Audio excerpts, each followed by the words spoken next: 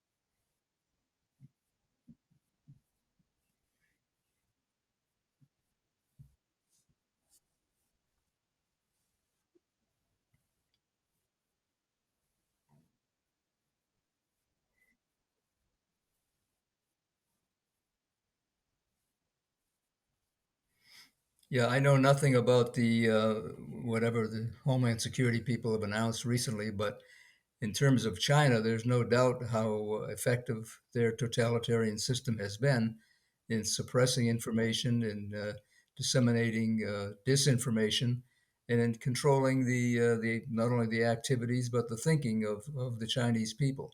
So it's been an extremely insidious process, and it's not new to China. We've seen this in other totalitarian societies, Nazi Germany, the Soviet Union. It's going on to a certain extent in Russia as well. People are being put in jail for disagreeing with Putin's war policy in Ukraine. So totalitarians tend to, the very word means they want total control over their people, and that means how their people not only act but how they think. And so we've seen this before. This play has been run in the last century and now in this century, and we need to be aware of what's going on there. We need to, of course, combat it in China and Russia by getting the truth into the facts, the information to the people who are being denied it, and that will affect their attitudes and their behavior. And there's no doubt there's a connection between information and conduct. Yeah, thought control, as you say, being an instrument of controlling Right. conduct, among other things. And Joe, just a further word on that.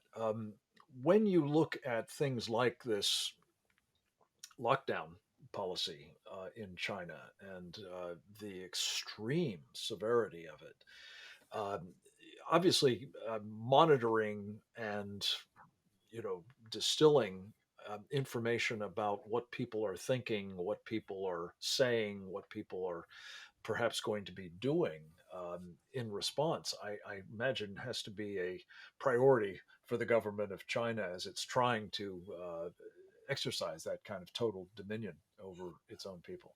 Would you Well, say so? it's all of a piece in China.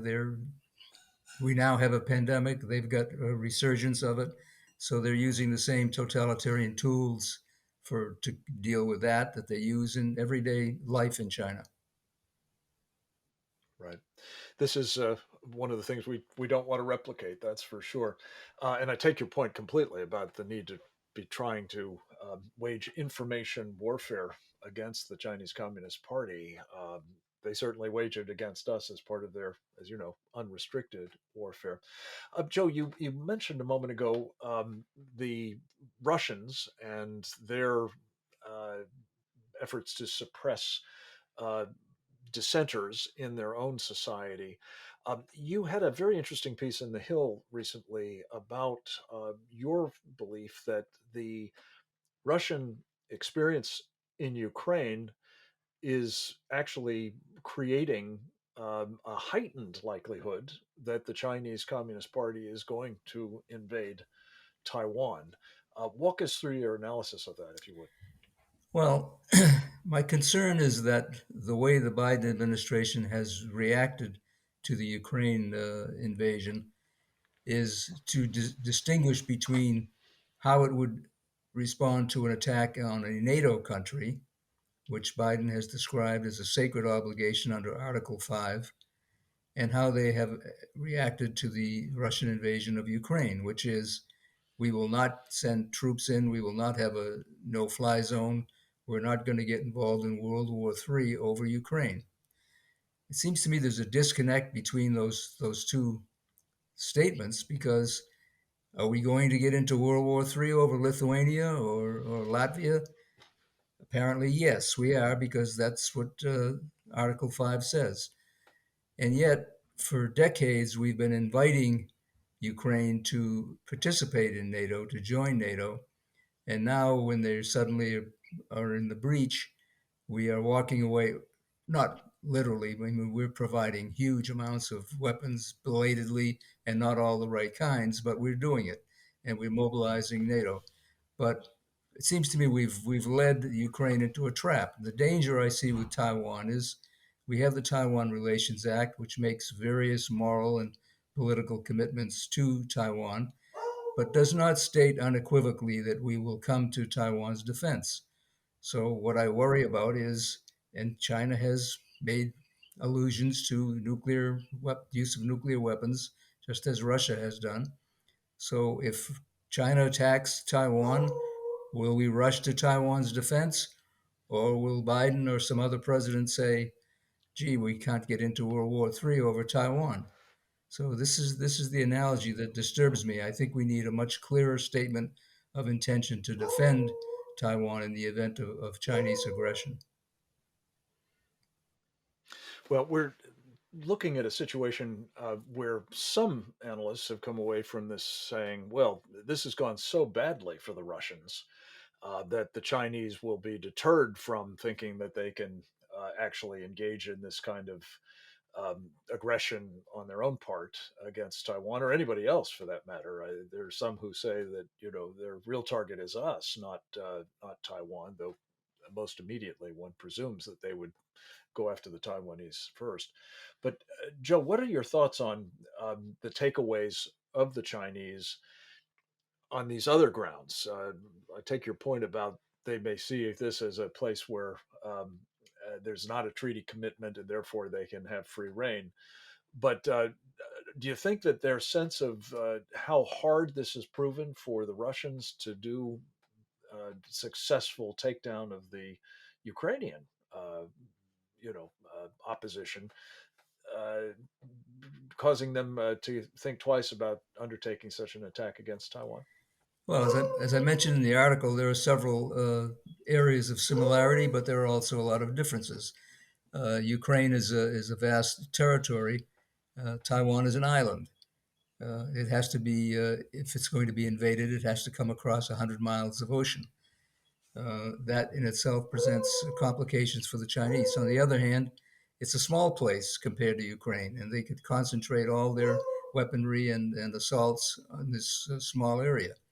Uh, and in terms of the will to resist and the ability to resist, I don't doubt Taiwan's will to resist, but I worry about their capacity given the fact that they have a training program of 4 months a year in terms of military preparedness. This concerns me. The Ukrainians have been battle hardened. They've been fighting the Russians for decades in Crimea and Yeah. eastern Ukraine. So their ability to fight off this force is quite demonstrable. Whether Taiwan has the same ability is a different question. And again, it presumes that China has crossed the Taiwan Strait and is physically invading the island. There's a lot that's going to happen between those two events. And the sinking of the Russian Right. flagship in the Black Sea by the Ukrainians should be a warning to Beijing that any fleet that they try to assemble in the Taiwan Strait may likely face the same fate. So there, it's a complicated picture, and I'm sure Beijing is weighing all these different considerations. But is there any doubt in your mind that they have as a sort of fixed idea, specifically Xi Jinping, that Taiwan must be brought to heel one way or the other? And if so, is it imperative, as you see it, that we arm Taiwan much more significantly now before such an attack takes place? Very quickly. Absolutely. We must be prepared. We must be clear in our intention to defend Taiwan.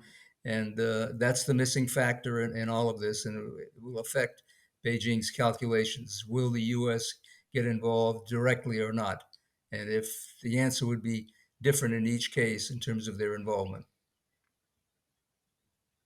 But the kinds of capabilities that we've belatedly been providing to the Ukrainians, especially in the anti-ship area, I suppose, is a lesson as to the kinds of things that we ought to be doing on behalf of Taiwan now, so as to both enhance deterrence and, if God forbid, the Chinese decide to go for it, to assure that they have the capability to defend themselves. Joe Bosco, we are hard out of time. I'm sorry to say we will come back to you with a longer conversation, I hope, in the very near future. In the meantime, thanks for your time and your great work at the Hill and elsewhere. Next up, we'll speak with Reggie Littlejohn about the digital gulag that is headed our way right after this.